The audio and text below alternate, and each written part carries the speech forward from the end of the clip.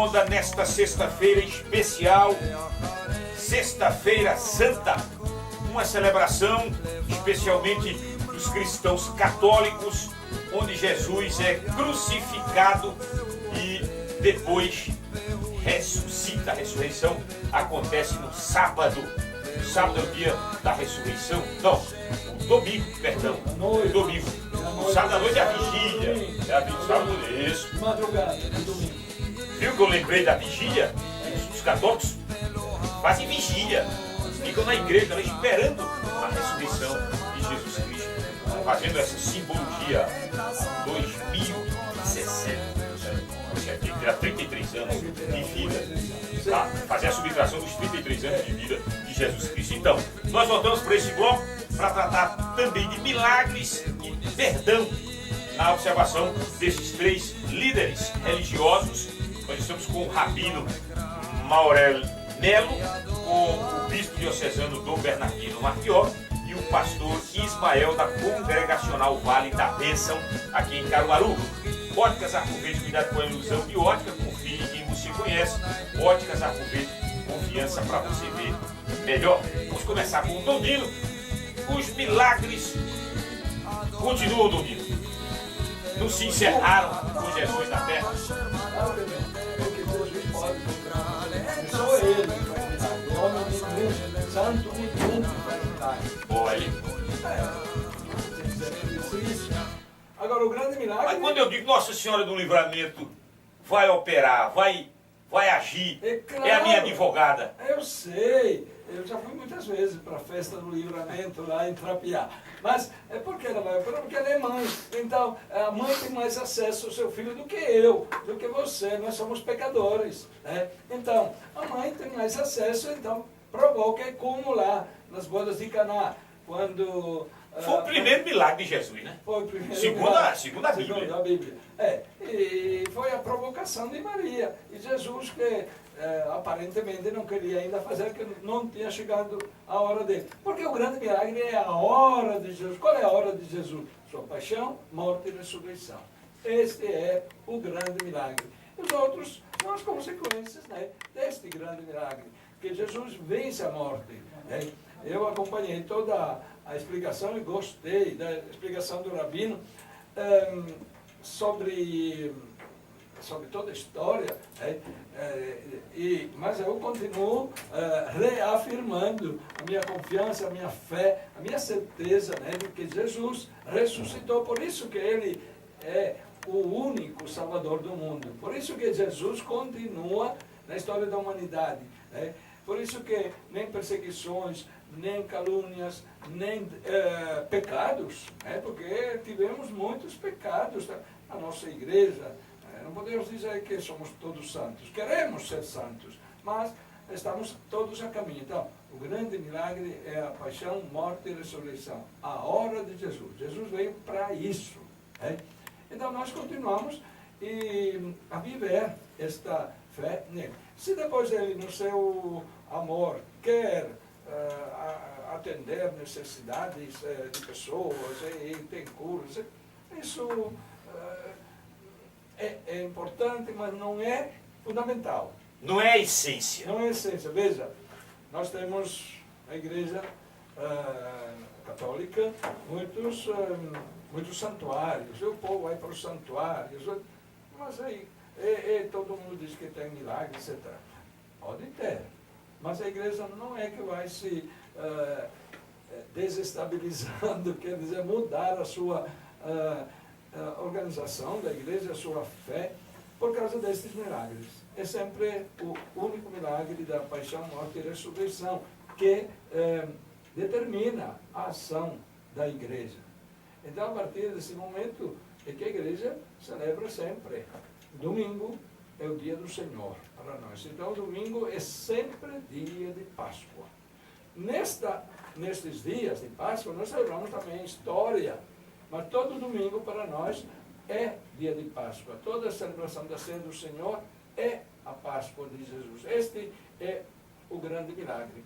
Você falava de perdão, e é claro que nós acreditamos que foi a essência da pregação de Jesus, perdão, misericórdia, amor, serviço, prova de amor maior não há do que dar a vida pelos irmãos.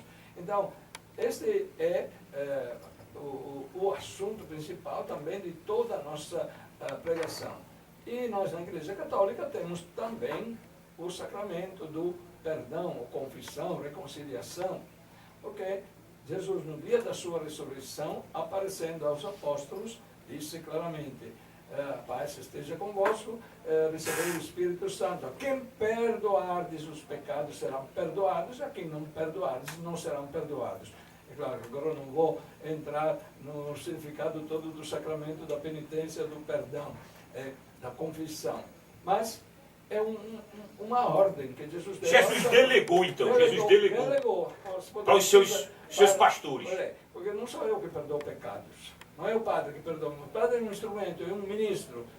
Então, sim, mas o senhor acredita que o padre é um instrumento? Acredito, sim. Ele diz: a quem perdoar serão perdoados. E eu tenho esta responsabilidade junto com o padre, com os padres, de perdoar.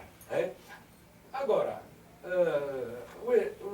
a maneira de perdoar pode ser discutida, na história não sempre foi como é agora.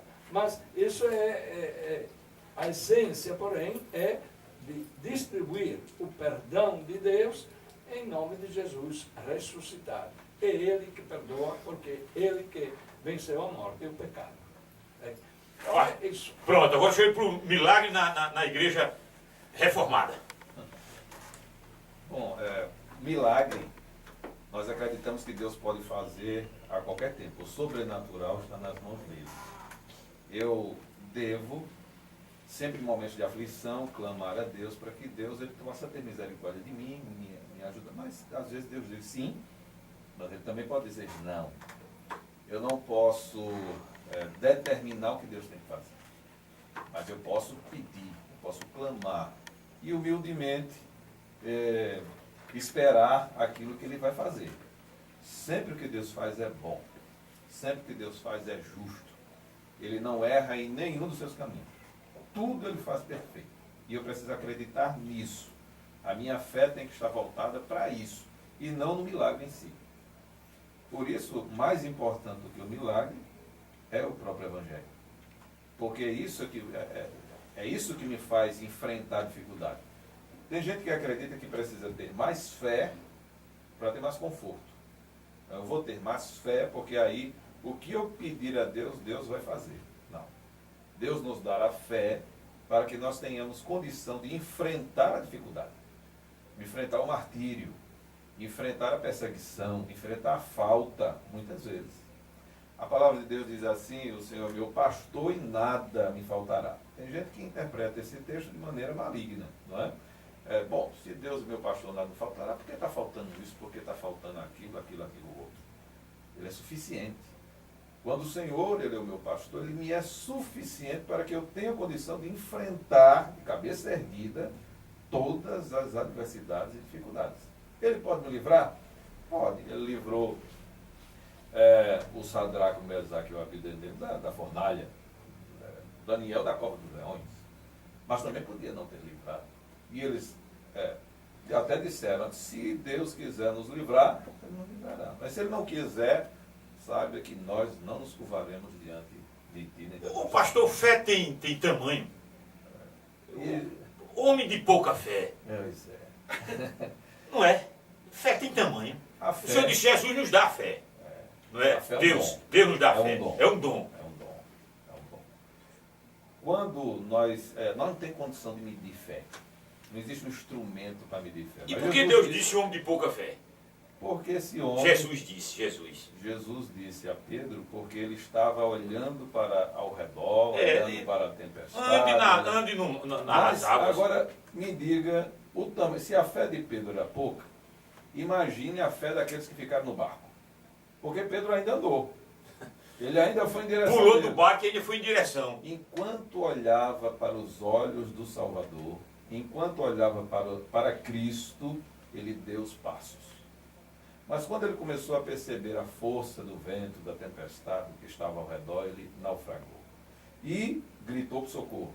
E Cristo foi a sua busca e o tirou de lá, levou para o barco e o chamou de pequeno homem de pouca fé. Agora, imagine eu, não é? Mas Jesus disse que aqueles que tiverem fé do tamanho de um grão de mostarda, que é uma sementezinha bem pequenininha, isso lhe é suficiente, acredito metaforicamente, de transportar, não é, um monte de um lugar para um outro lugar. Isso significa dizer que ter fé, mas na pessoa certa, ter fé naquilo que é mais importante, isso nos é suficiente para nos salvar de qualquer coisa, mas principalmente dos nossos pecados. Estamos falando de perdão, né?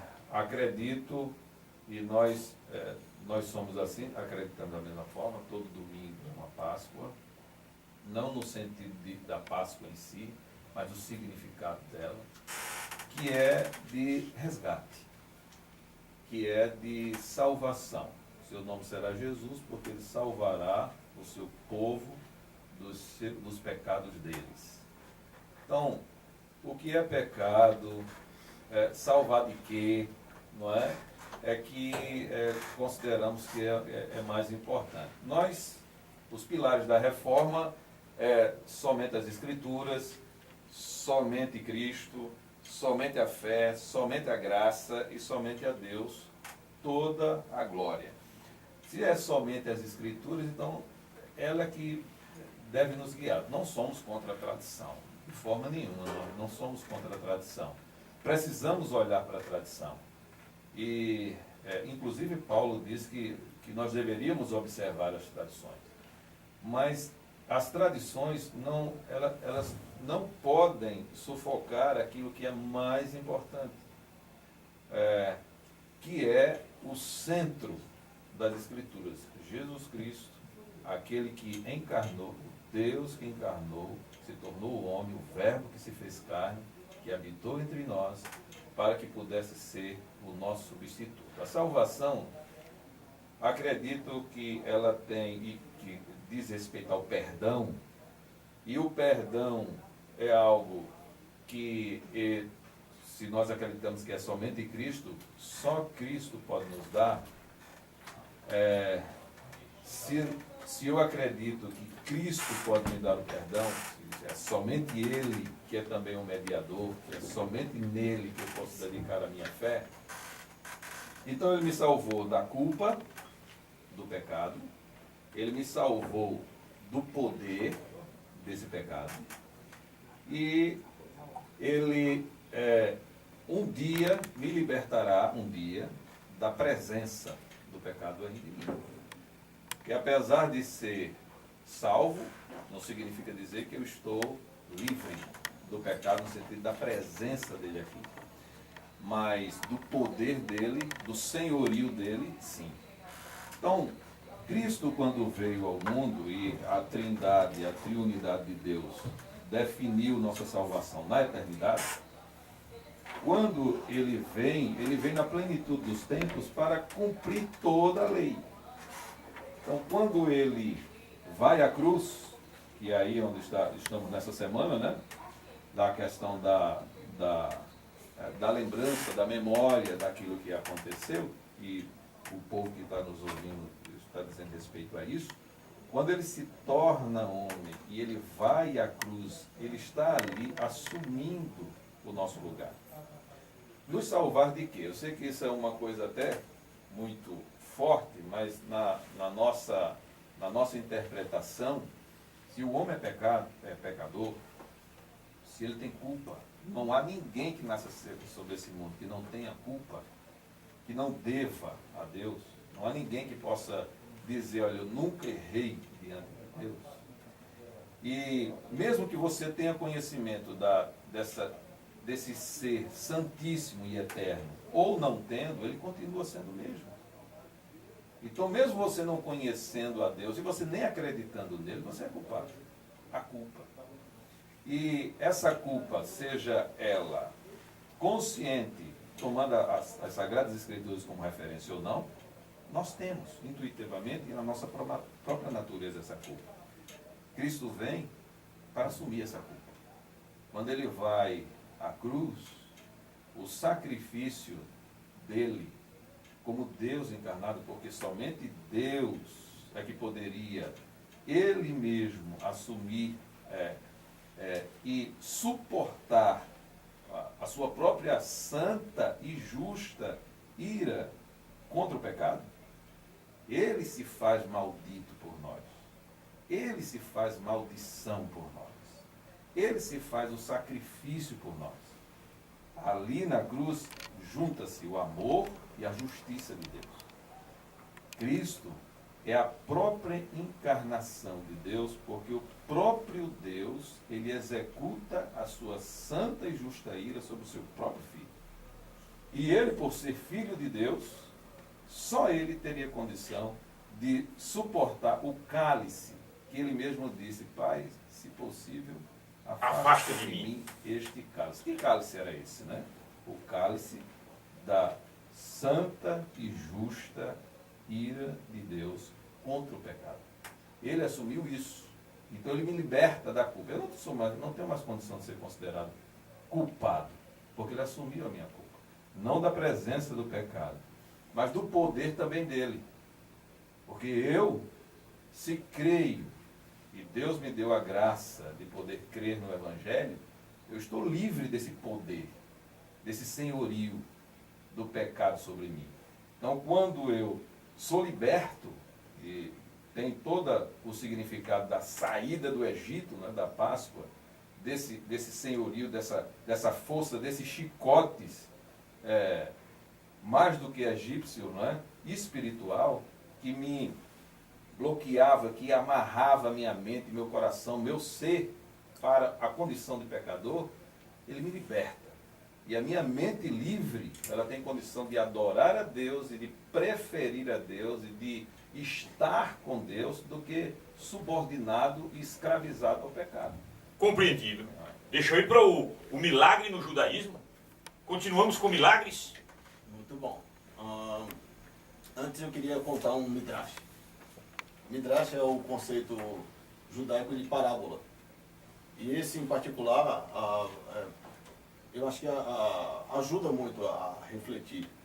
O reino dos céus seria semelhante, então, trazendo aqui para a realidade nossa, a um homem que tem uma nota de R$200 e o outro uma nota de R$50. E o que tem de R$50 se sente meio tristinho, porque ele gostaria de ter mais. E aí ele fica encantado com o homem que tem uma nota de R$200. No final das contas, não sabe ele que o outro não tem nada, porque não existe uma nota de R$200. Ou seja, penso que com a fé não é diferente. Se tomamos um caminho em relação à crença divorciado do instituído pelo próprio Deus, isso não significa nada. Né? Eu acho que se é assim com qualquer coisa, então com a fé não seria diferente. Em relação ao milagre, o mundo judaico entende o manifestar do milagre numa perspectiva um pouco diferente do mundo cristão. O mundo cristão, e aí é natural, porque toda a base do cristianismo é Cristo. Né? Então é natural que foque em Cristo e tire, digamos assim, a possibilidade de qualquer outro de manifestar qualquer milagre. Para o judaísmo não. A base do judaísmo não é Cristo, não é Moisés. A base do judaísmo é Deus, e a vontade de Deus é manifestada nos 5 livros da lei. Ou seja, sem os 5 livros da lei, nem Cristo seria Cristo. Moisés não seria Moisés. Abraão não seria Abraão. Daniel não poderia ter feito nada. Ninguém teria feito nada se não fossem os 5 livros da lei.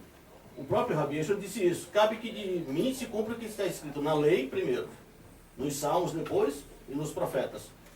Ora, se você tirar os profetas, a lei continua a lei. Se você tirar os salmos, a lei continua a lei. Tire a lei e não há profetas nem salmos. Porque todos esses escritos instigaram o povo judeu a voltar aos caminhos próprios da Torá. Então, nesse sentido, a base da salvação judaica está em cumprir a Torá, e a base da perdição judaica se encontra em quebrar isso. Né? Muito bem. O Eterno, então, em sua misericórdia, sabendo que não há quem consiga andar perfeitamente bem e reto sempre, ele vai instituir alguns rituais que nos levam a pleitear o seu perdão, a amenizar o seu castigo, o seu rigor justo. Né? Então ele vai procurar, uma vez que a palavra dele não volta atrás, ele cria o conceito da substituição, e a substituição, para nós judeus de Caruaru, culmina lá no Novo Testamento, sem nenhum problema, Mas aí, nesse sentido, não teria sido Jesus um Deus encarnado. Isso é uma ideia grega e os romanos adquirem, e mais tarde, naturalmente, o cristianismo vai se desdobrar aí, o que para o judaísmo não tem problema. Não é da natureza do judaísmo protestar contra a religião de ninguém, pelo amor de Deus. É que nós temos o nosso próprio conceito. Para o mundo judaico, Mashiach, ele é o rei escolhido por Deus para reinar sobre o mundo, e o modelo dele não se encontra no conceito de Deus encarnado, mas no próprio rei Davi, considerado um homem segundo o coração divino, e Deus se afeiçoou tanto a Davi que prometeu-lhe que o seu reino seria eterno e não faltaria rei em seu trono. Por isso, então, já há 2017 anos, sem haver templo, 2017 anos, o povo judeu como cigano, agora recentemente aqui temos o estado de volta, espiritualmente, de fato, temos um rei. Rabi Yeshua é tido no Testamento como o filho de Davi, então nós nunca ficamos sem rei, independente se aceitamos ou não, porque há um lado judaico que não aceita. Mas perceba, um governante de um povo não pergunta se o povo quer ou não quer, ele impõe a ordem e acabou. Não é? Por exemplo, quando no governo passado aí do PT, eu não concordava com o PT, mas estava sujeito às suas leis. O PT não veio perguntar para mim: olha, Maura, você acha que isso é legal, não é? O que você acha? Não, impôs a lei, eu tinha que me sujeitar. Então, com o rei dos judeus não é diferente. Ele é rei sobre os judeus, independe se é judeu que curta isso ou que não curta. É rei, isso independe da minha eleição, e portanto a promessa de vida sim foi cumprida, e nós temos aí rei, mas isso não faz dele um Deus. Não é? Isso para o judaísmo é um conceito é blasfemo, né? Para o judaísmo é blasfemo. É lógico que o mundo cristão tem o seu próprio conceito de blasfêmia, mas essa é a postura judaica. Os milagres, eles acontecem da seguinte forma. Lá no livro de Gênesis, no Bereshit, tem um homem chamado Enoque, no texto em português, né? E o texto diz que Enoque andava com Deus. No texto hebreu não diz que ele andava com Deus, diz e Enoque andava em direção a Deus. No final das contas, andar com Deus ou andar em direção a Deus é impossível, porque Deus é onipresente. Então, se ele está presente em todo lugar, ora, para mim andar com alguém, ele tem que se deslocar de um lugar para outro junto comigo. Mas se Deus está em todo lugar, não tem como eu andar com Deus. E se Deus é onipresente, também não tem como eu andar em direção a Deus. O que o texto queria dizer, segundo o sábio Maimônides do século XII, ele disse o seguinte, que a distância entre os corpos é medida em metros. A distância entre os espíritos é medida em semelhança, porque os espíritos não têm a limitação física. Portanto, o que torna um espírito distinto do outro é a diferença de sua natureza. Logo, se um espírito parecesse com o outro, vira um espírito só.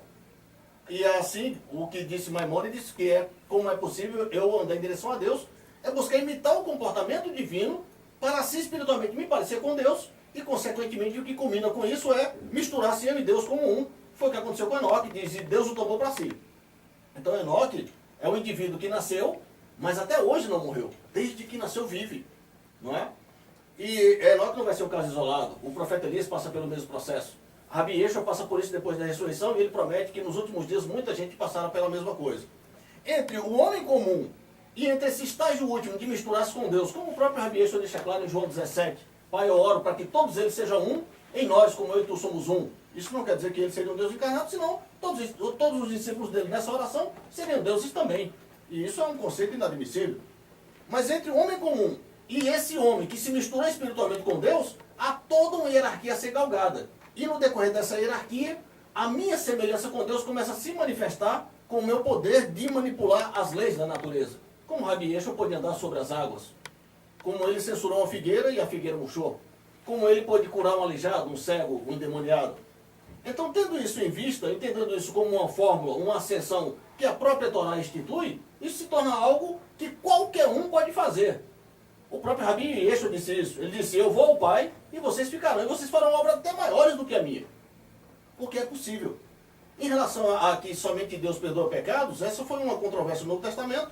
E, de fato, os rabinos na época, eles ficaram muito chateados com o Rabi Yeshua, porque ele teria dito que teria perdoado o pecado de um aleijado de nascença. Ele disse, olha, o que diz esse? Por que ele blasfema? Não sabe ele somente Deus tem poder para perdoar pecados? Contudo, o próprio Rabi Yeshua depois chegou para Kefa e disse assim, eis que eu te dou as chaves do reino dos céus. Tudo que perdoaste na terra está perdoado nos céus. Tudo que ligados aqui está ligado lá. Se tu retiver o pecado do homem, seu pecado será retido. E mais tarde Rabi Yeshua falou para o grupo dele inteiro, ou seja, para o mundo judaico como um todo, Deus nos toma como representantes e como embaixadores divinos E nos dá autonomia. podemos fazer o que Deus faz. Não é? Eu acho que isso também é válido. Mas de aí, certa forma, para o mundo aí é cristão. semelhante com os católicos, já com a igreja reformada não. A igreja reformada é de só Deus. Mas e por que a igreja reformada no pilar? Não é semelhante com o dos católicos, porque se eles não acreditam na ressurreição de Jesus, podem acreditar, mas não acreditam que ele é o Salvador, como é que pode? Aí é outra coisa. É outra coisa. Não, mas semelhança no sentido só de que, de que houve. Deus instrumentou. Jesus deu autonomia. Escolheu ministros para Ministros, dar o perdão, isso. mas todos os ministros. Os rabinos acham também que Todos sim. devemos viver esta dimensão do perdão, do amor, do serviço. É todos. Agora, o sacramento é um sinal especial. Mas não dá tempo para conversar. É natural que haja semelhanças e divergências, afinal de contas nos apoiamos no mesmo escrito, não é? E se todos fôssemos semelhantes, seríamos todos ou judeus ou cristãos. E estamos justamente... Eu queria, sabe o que aqui, e vamos ficar devendo isso? Alguém para defender Mohamed. Eita, seria interessante. Está falando em muitos profetas aqui. E o profeta Mohamed? Mas não neste dia da sexta-feira Não, santa, porque estamos falando de um contexto outro não assunto. cabe. Isso é verdade. Eu tenho até amigos muçulmanos, né? Mas não é neste momento que podemos falar sobre isso. Em outra oportunidade, porque outra coisa, certamente quem está nos escutando agora, eu também conheço pessoas. César, mas olha, você já levou judeu para lá, teu espírita, já veio espírita Rubens, sempre participa aqui, mas nunca levou um muçulmano. Porque é monoteísta também. Nasce também da raiz do judaísmo. Em outro período. Sim, em um outro período. Eu vou para o intervalo. Para a gente ir para o último bloco. E nesse último bloco, eu quero discutir, sabe o quê? Corrupção. Nós estamos vivendo um momento complicado. Rabino, bispo e pastor. Aquela cena lá do Bashar al-Assad, ditador sírio, quando autorizou aquele ataque com arma com gás sarin. Eu vi aquelas imagens. Não, você só viu a imagem do mundo ocidental. Veja pelo lado oriental também. Sim, mas passou no canal da Al Jazeera, que é um canal árabe, islâmico. Não foi diferente não. Criança, rapaz, criança morrendo, agonizando com arma química, tudo por causa de corrupção. Aí Edson Fachin solta uma lista ontem. Por isso que falta medicamento nos hospitais, gás, algodão, merenda de qualidade nas escolas.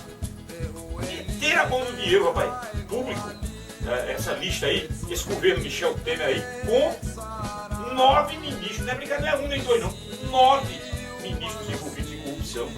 E aí aqui em Pernambuco também tem gente aí, graças a Deus de Caruaru, nós estamos livres disso, por enquanto. Então nós vamos destacar a corrupção e como é que Deus, na visão desses líderes religiosos, deve estar olhando essa corrupção que atormenta esse planeta Terra.